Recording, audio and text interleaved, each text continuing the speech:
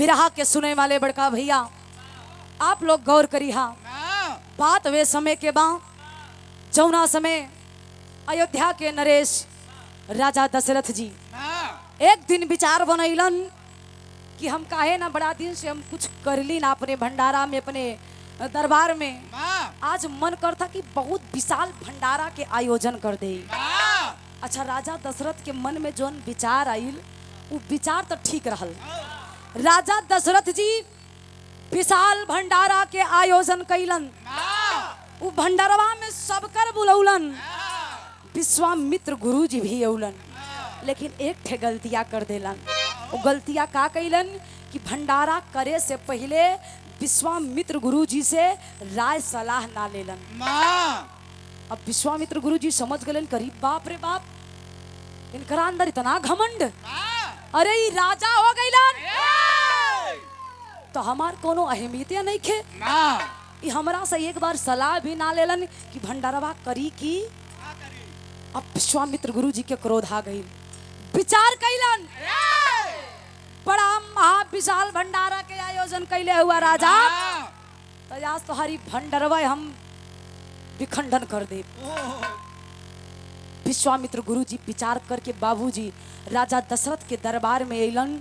सब लोग पूरी प्रसाद खा के चल गईलन। विश्वामित्र गुरु जी खाते ना हुवन। राजा कहलन कि प्रभु गुरु जी कोनो कमी बा का हमरा में? आप भोजन काहे ना करत हुआ, प्रसाद ग्रहण काहे ना करत हुआ? विश्वामित्र गुरु जी कहलन हम ऐसे ना करब। अरे सब के जैसन हम थोड़ी ना बानी, हम प्रसाद कैसे ग्रहण करी?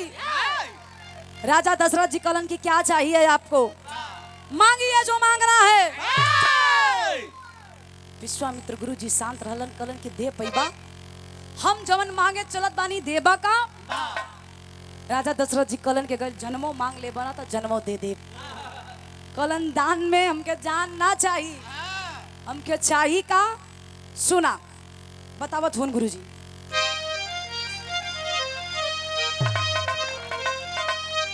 बड़ी सुंदर लाइन के तरज बा।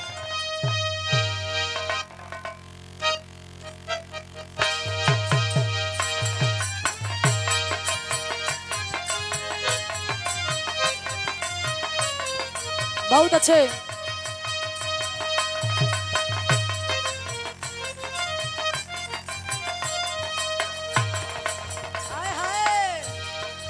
कौन लइका गंगा मैया से मनावत बा कि ये गंगा मैया हमके हमरे घर पहुंचा दा, ना तो लागत भाई मझधार में डूब जाई हम, आप ही के सहारा बा। हाँ तो बिटिया निवेदन करत था गुरु जी। ए गुरु जी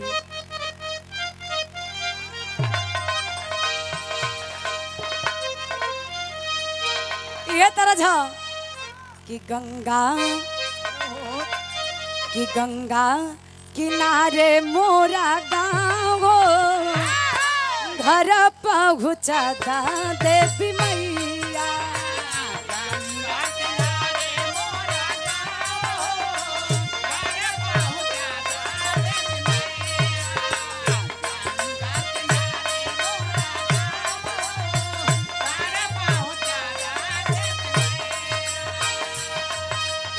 ये तो तर्ज है गुरु जी, लेकिन आज राजा दशरथ जी के सामने विश्वामित्र गुरु जी एक बात मांगत हुवन। हाँ मंगलन,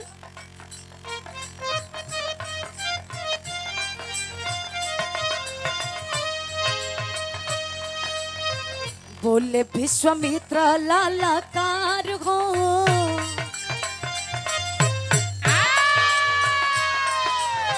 बोले विश्वामित्र लालाकार हो, सुना सुना अवधर जनवा।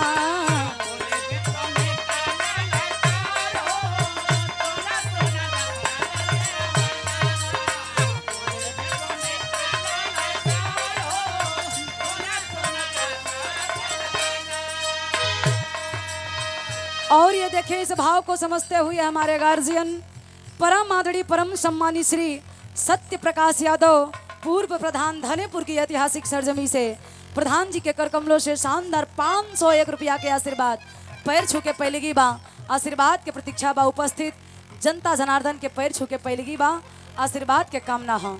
और ये देखिए सम्मान आया, आशीर्वाद मिला। लखन पैड Ansh sound YouTuber, Lakhan electrician power system, rice mill engineer भैया के तरफ से शानदार ये 201 रुपया के आशीर्वाद लखन भैया के पैर छू के पैलगी बा।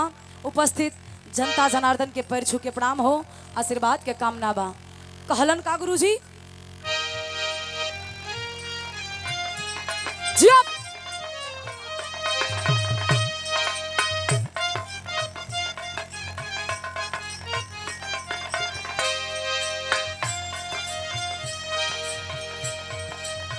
बहुत दिन वासे ये का मोर इच्छा जागी,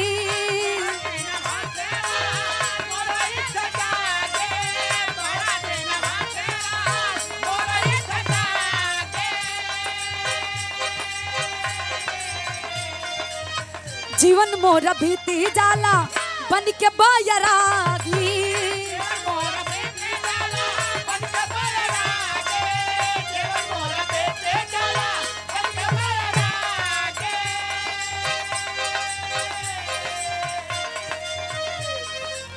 मगिला में कही मगनवा,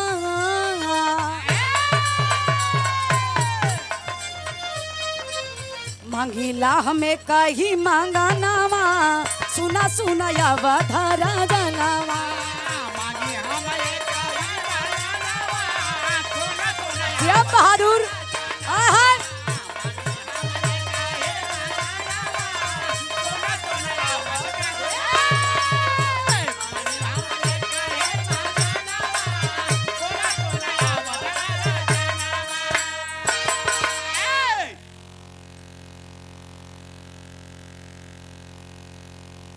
धर्म के पिताजी बाबूजी श्री गया दीन यादव धनेपुर की ऐतिहासिक पावन धरती से शानदार 101 रुपया के आशीर्वाद पैर छू के पैलगी हो, आशीर्वाद के प्रतीक्षा बा।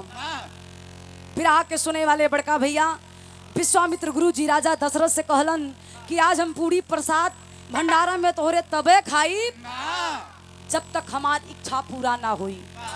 अगर हमारी इच्छा पूरा कर देबा तब हम तोरे यहाँ के भंडारा स्वीकार करब, नाता ना करब। राजा दशरथ जी कहलन कि आप मांगिए, मैं राजा हूँ, लेकिन दिया सब कुछ आपका ही है। विश्वामित्र गुरु जी कहलन कि बचपन से लेके आज तक हम बैरागी बन के जियत बनी, हम सुख जनबे ना कैली, जंगल में जीवन व्यतीत करत बानी। तो हमारो मन में एक इच्छा बा। कहलन कौन इच्छा बा? विश्वामित्र गुरु जी कहलन ऐसे ना बताई, पहले प्रतिज्ञा कर, कसम खा कि हम जवन मांगा वो के देबा। तिरवाचा में बाधा थवन के विश्वामित्र गुरु जी राजा दशरथ से कहलन का अंतरा में कहना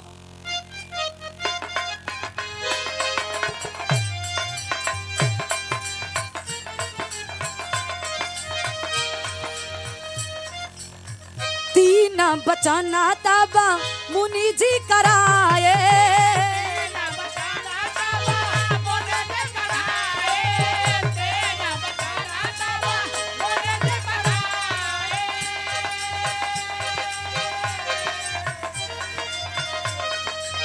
दही दम महलिया तबा इह सुनाए,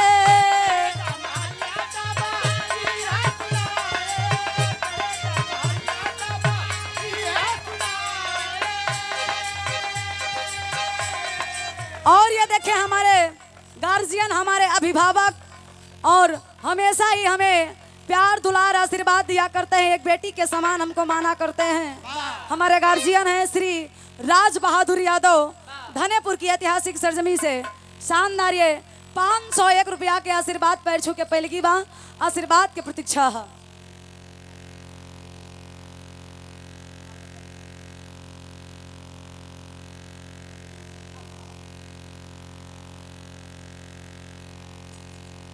एक बार जोरदार ताली बजा के आप लोग स्वागत कर दीजिए, सम्मान कर दीजिए। हमारे पिताजी हैं, हमारे बड़े पापा। वाह, तोहरे कठे पापा हवन। तनी से देखी, अरे पागल, पिता जरूरी ना बा कि खून के रिश्ता के ही पिता लोग कहेलन। दुनिया में 4 प्रकार के पिता होलन। मम्मी एक थे होनी। दुनिया में हम बताइला 4 प्रकार के पिता होलन। एक पिता होलन जेकर खून से रिश्ता बा, और एक पिता परम पिता, तीसरा पिता गुरु, गुरु भी पिता से कम नहीं होते हैं, और चौथा पिता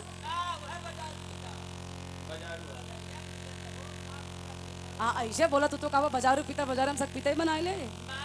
मतलब इहो एक रिश्ता बा जिसे लोग कहेलन कि बेटी ठीक हो, बिटिया ठीक बाटू, खाना उना खाऊ। अब देखा रिश्ता कौनो नहीं बा। हम लोग आजमगढ़, बलिया, बिहार, बक्सर, मुंबई तक गावे गई रही, ओहो चाचा मिलेलन, दादा मिलेलन, काका मिलेलन, बेटी के रिश्ता जोड़ेलन। हमार घरे कोनो रिश्ता नहीं बा, लेकिन असली रिश्ता उहे बा, ये सामाजिक रिश्ता है।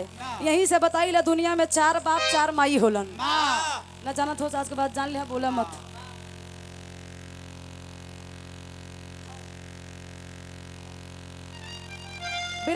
ये कहानी मात्र 5 मिनट और बा बस। सम्मान भी जरूरी है, अगर सम्मान मिलता है तो सम्मान देना भी चाहिए। इतने उम्र में कजने सम्मान दे लेवा मास्टर साहब।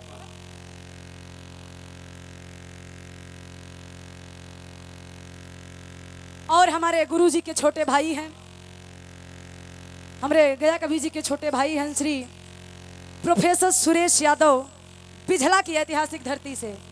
हमारे गुरुजी के कर कमलों से ये शानदार 501 रुपया के आशीर्वाद हम चाहत बनी। एक बार जोरदार ताली बजा के आप लोग स्वागत कर दीजिए, सम्मान कर दीजिए।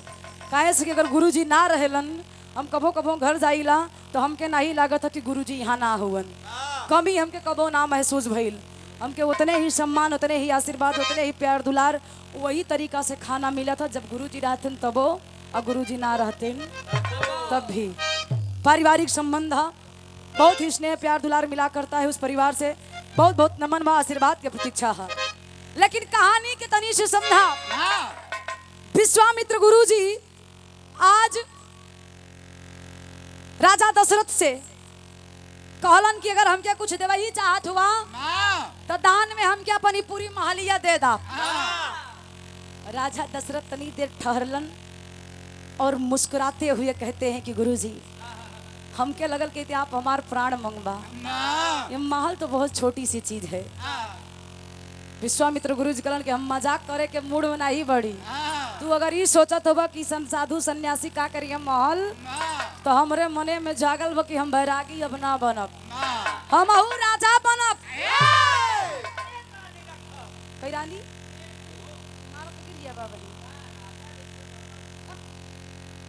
विश्वामित्र गुरुजी कहलन कि हम भी राजा बनना चाहते हैं, राजभोग चाहना चाहते हैं। हम देखब कि राजा बनना से कितना फायदा बा। ए पंचो, पहले अयोध्या के नाम अयोध्या ना रहल। अयोध्या के नाम पहले रहल का आयुध। अयोध्या के नाम पहले आयुध रहल। ये हम ऐसे ना कहत बनी। कल की पुराण से दक्षिणी पुराण में आप लोगन के कथा मिली। अयोध्या के नाम पहले आयुध रहल। विश्वामित्र गुरुजी कहलन कि आयुध हमके दान में दे दा। और जब दान के बात कहलन तो यहाँ होखत का बा गुरुजी? एक लाइन तरज लगल।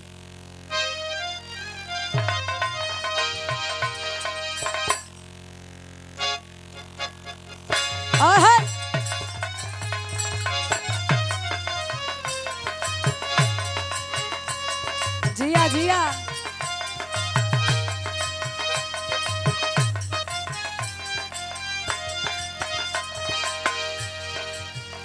स्वर्गीय दादा राम कैलाश गुरुजी ये तर्ज के गौले रहलन।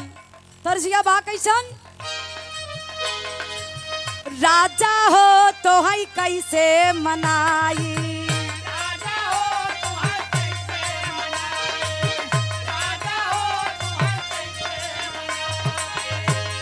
रतिया से जरिया पे लागना मंगाई, रतिया से जरिया पे लागना मंगाई। लखा हो तो है कैसे मनाई, राजा हो तो है कैसे।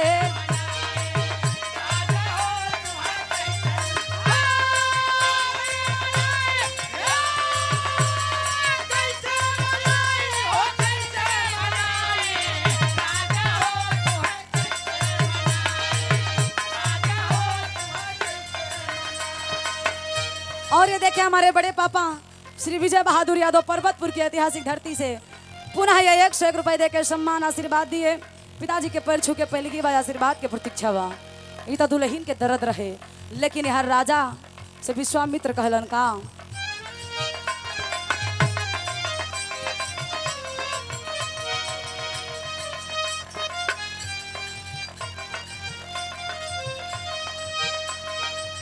राजा के मन के फिकर समाई, राजा के मन में फिकर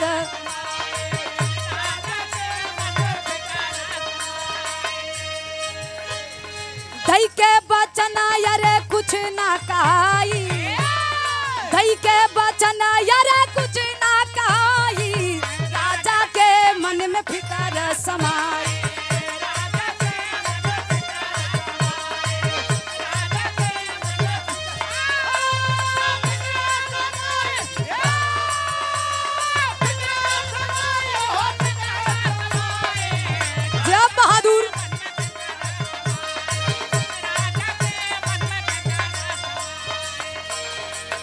और देखें इस भाव को समझते हुए बजरंगी यादव धौरारा की ऐतिहासिक पावन सरजमी से शानदार 201 रुपया के पुरस्कार आशीर्वाद पैर छू के पहलगी बाज आशीर्वाद के प्रतीक्षा है।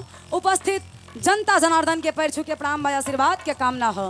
ए बाबू आज राजा दशरथ जी चिंतित कोने बात के हुवन कि महलिया तो हम छोड़ देव, लेकिन एक कारण बना था, छोड़ला के बाद हमार प्रजा कहाँ जाई। कहलन का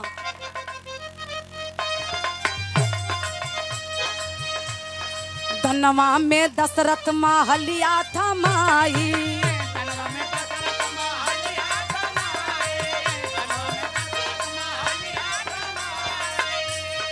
मुनि विश्वामित्र तब खुशियां मनाई।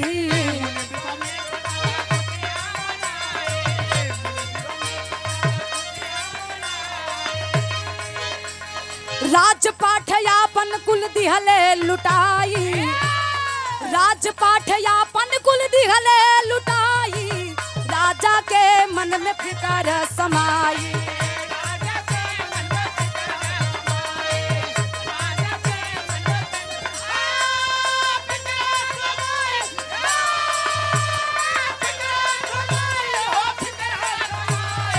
जब बहादुर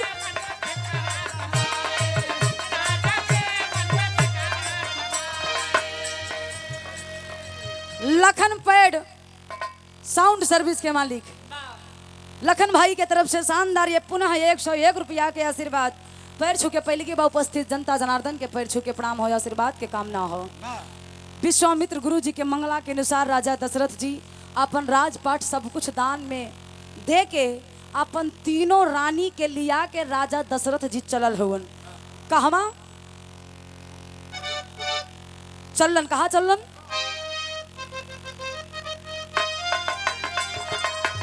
एक लाइन तरज है स्वर्गीय रामदेव उस्ताद वाली, कैसे?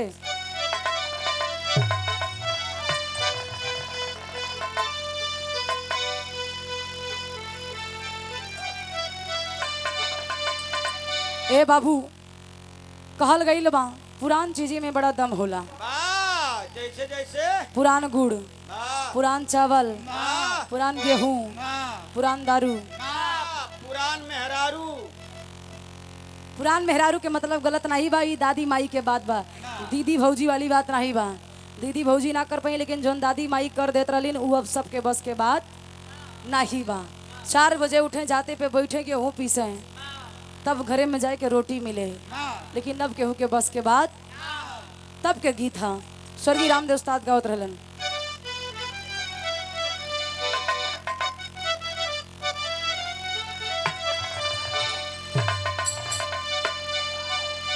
गावत रहलन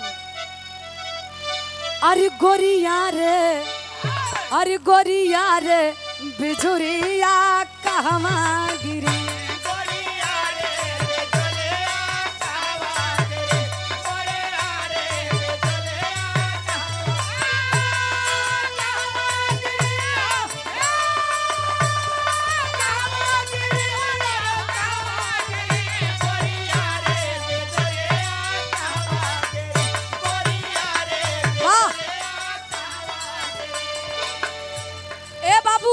लेकिन आज राजा उन नगर के छोड़ के चल देलन। बहुत बहुत धन्यवाद। नगरिया के छोड़ के गईलन कहवा?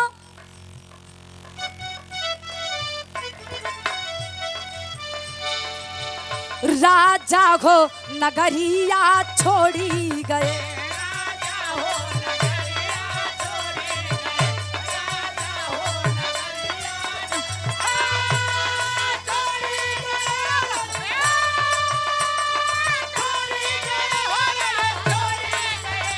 जिया बहादुर ओहो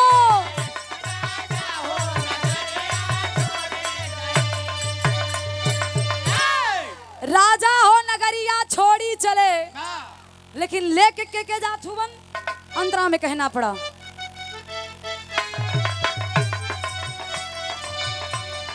तीनों रानी साथे आयुध के छोड़ा ले।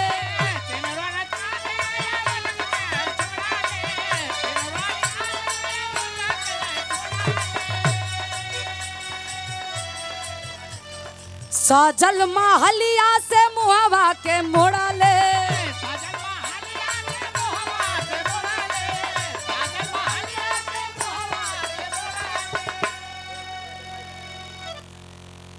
और ये देखिए सम्मान मिला, आशीर्वाद मिला।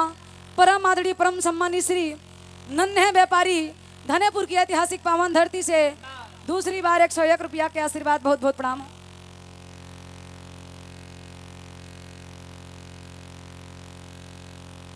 और हमारे गार्जियन, हमारे अभिभावक और हमारे गार्जियन परम आदरणीय परम सम्मानीय श्री पूर्व प्रत्याशी एमएलसी और जिला पंचायत सदस्य हमरे धर्म के बड़े भैया हैं। हमेशा आशीर्वाद प्यार दुलार देलन, लेकिन एक दिन ना उलन वो हमके तकलीफ बा। वही दिन तो हमारे लिए जिंदगी के खास दिन रहा। वो जीवन कभी दोबारा ना आई, वो दिन कभी दोबारा ना आई। लेकिन तक कोनो दिक्कत रहल भैया गए बतौलन। हमारे गार्जियन है परम आदरणीय परम सम्मानीय श्री विजय यादव सदा की ऐतिहासिक धरती से भैया के तरफ से शानदार 1000 रुपया के आशीर्वाद। हम चाहते बनी आप मंच पे आ जाए, आपके हम स्वागत सम्मान कर दी।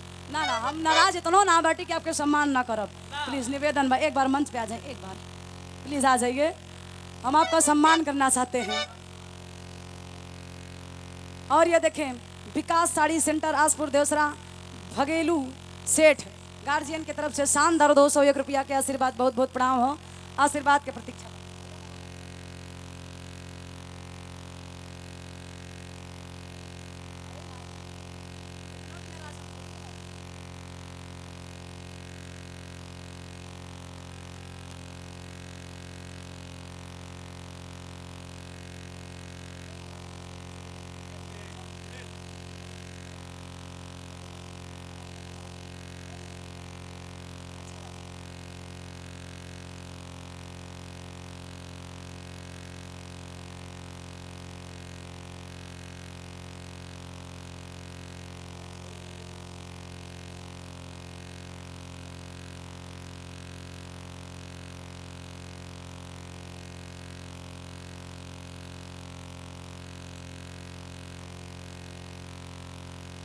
एक बार जोरदार ताली बजा के आप लोग स्वागत कर दीजिए, सम्मान कर दीजिए। बहुत बहुत धन्यवाद। दिक्कत रहल और हमके पता बा 100% कि अगर एक बार के वो झूठो ही फोन कर दे कि भैया घर पे आवे के बा, तो हमरे विजय भैया तुरंत हाजिर रहेलन। समाज के सेवी हुवन, समाज के लिए हमेशा तत्पर रहेलन। बहुत बहुत धन्यवाद। आशीर्वाद के प्रतीक्षा है ए भैया। लेकिन कहानी कहाँ पे बा? आज आयुध के छोड़ के तीनों रानी के लेके राजा दशरथ जी चल देलन जंगल की तरफ। समय बीते लगल और जब समैया बीतत बा तो होत का बा इलाहाबादी भाव ह।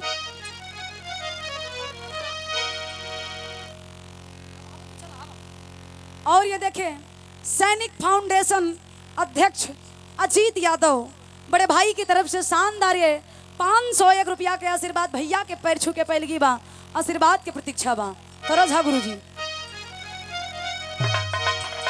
तर्ज के हमके देखा बस स्वर देगा। इस तर्ज के स्वर्गीय झूसी नरेश प्रयागराज की ऐतिहासिक धरती से श्री रामधार गुरु जी गावत रहलन। कैसे गौलन? कहीं अरे राम झकोरा मारई झूलनी, हे भैया झकोरा मारई झूलनी, त साड़ी लहराई हो झकोरा मारई झूलनी। हमका देखा बस जाए तो तमाम गीत बा आ? एक लाइन तनी से स्वर्गीय हैदर अली गुरुजी गावतरन बस पावर ब्रेक ले रहा बान की बताई। कहीं अरे राम लिखली गोरी पतिया, अरे राम लिखली गोरी पतिया, तपिया परदेस हो लिखली गोरी पतिया। बस जाए दे बहुत गीत आ? ए भैया आज लेकिन यहाँ जंगल में चलन समय बीतत बा, और जब समैया बीतल तो भइल का गुरुजी?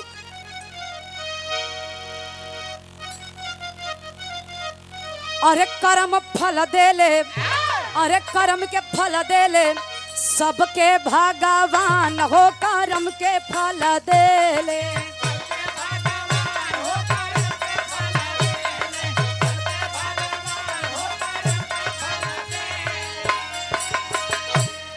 कर्म के फल देले सबके भगवान हो। विश्वामित्र गुरु जी के आज लालच के फल मिलत बा। का मिलल?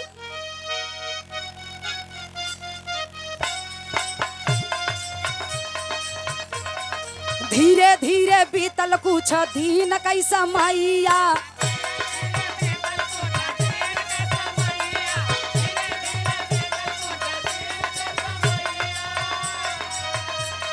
कोढ़ावा से पीड़ित भइले देखा मुनि रैया,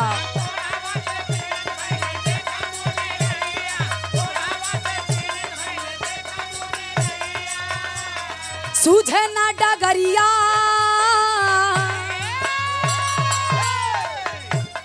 सूझे ना डगरिया देखा भइले अपमान हो, करम गति देले भागा। और ये देखें बड़े भैया मनोज यादव भट्टा मालिक सोनपुरा की ऐतिहासिक धरती से चलकर आए, शानदार 1000 रुपया के आशीर्वाद। मनोज भैया के बहुत बहुत प्रणाम। मालिक करे आपके भट्टा में आग लग जाए। अच्छा ये बात अगर केहू और के कहे होता बड़ी मार मरते। वास्तव में भट्टा में जब आग लागत तब ईटा पाकत है, तो चिमनी भग भग भग भग धुआं फेंकेले। तो भैया के हमरे भट्टा में कोयला से ईटा पकाई जाते, भूसा से नहीं। बहुत बहुत धन्यवाद। ए भैया आज विश्वामित्र गुरु जी के करनी के फल मिलल बा, उनके शरीरिया में कोढ़ हो गई। और जब कोढ़ बदन भइल बा तब विश्वामित्र गुरु जी चिंतित हुवन कि हमरे शरीर में कोढ़ काहे खातिर भइल। एक दिन के बाद बा गुरु जी आकाशवाणी हुई, ए राजन। वह समय राजा बनल, मुनिराई पहले रहलन लेकिन वह समय राजा रहलन। आकाशवाणी होती है कि आप तो मुनि थे, बैरागी थे, लेकिन आपको राजा बनने का इतना बड़ा शौक था कि आपने अनजाने में ही गलती कर दिया। गलती कैलन का कि एक राजा से उसका राजपाट छीन लिए। ये आपको शोभा नहीं दे रहा, क्योंकि आप तो मुनि हैं, तपस्वी हैं। आपका काम है तपस्या करना, राज का सुख वैभव भोगना आपका काम नहीं है। ए बाबू आकाशवाणी जब भइल तो आज विश्वामित्र के ज्ञान के प्राप्ति भइल बा। कैलन का तेरी के लाइन हो।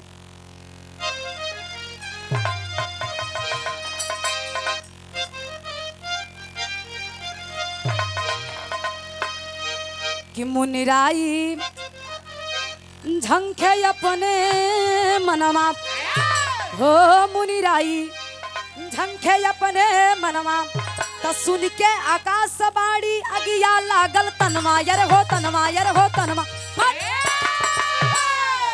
सुन के आकाशवाणी अगिया लागल तनमा, मुनिराई झंखे अपने मनमा।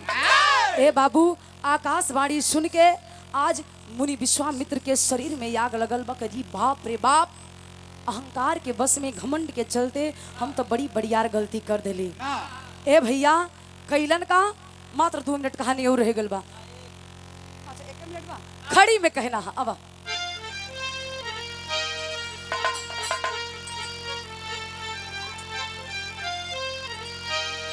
अरे माफ करा, अरे माफ करा राजा ना चाहिए दनमा, अरे माफ करा राजा चाहिए दनमा तब वापस लैला तू महलिया हो अपने तन।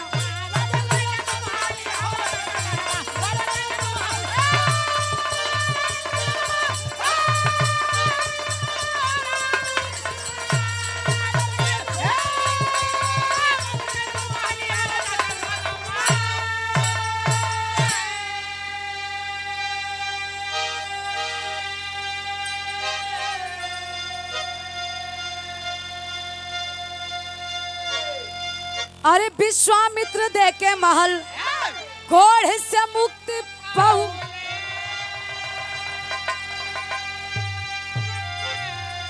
अरे दाई के महलिया भारी तप तप कहिले।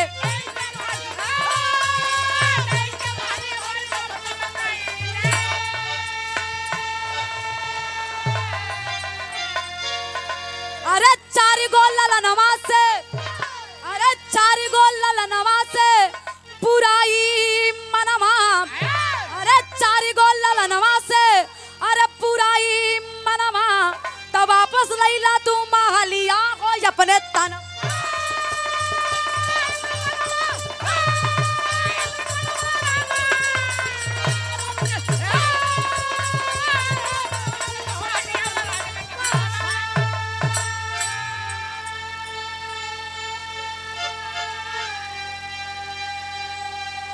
और ये देखिए सम्मान मिला विदेशी सरोज पर्वतपुर की ऐतिहासिक धरती से शानदार 201 रुपया के आशीर्वाद, बहुत बहुत प्रणाम बा।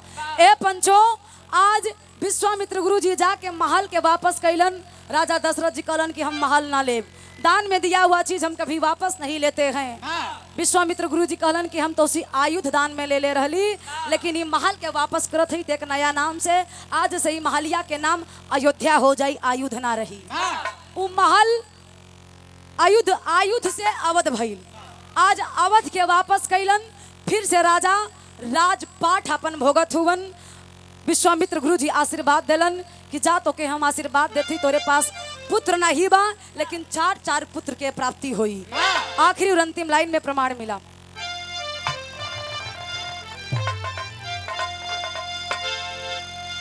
गुरु बिहारी गुरु गणेश अटपट वेदों की बात।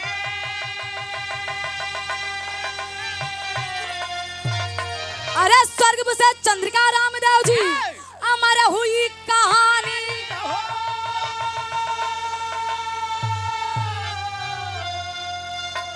मुनिराई झंखे अपने मनमा, अरे मुनिराई झंखे अपने मनमा तो ज्योति ओपी के संग गया के रचनमा। मुनिराई झंखे अपने मनमा।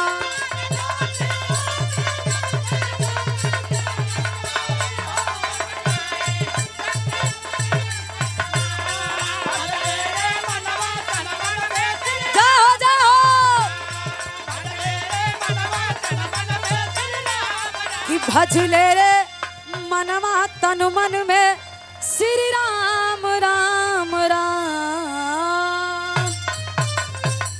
बहुत बहुत धन्यवाद। गावे बजाओ में कोनो गलती भइलो तो आप लोग क्षमा करी। हाँ।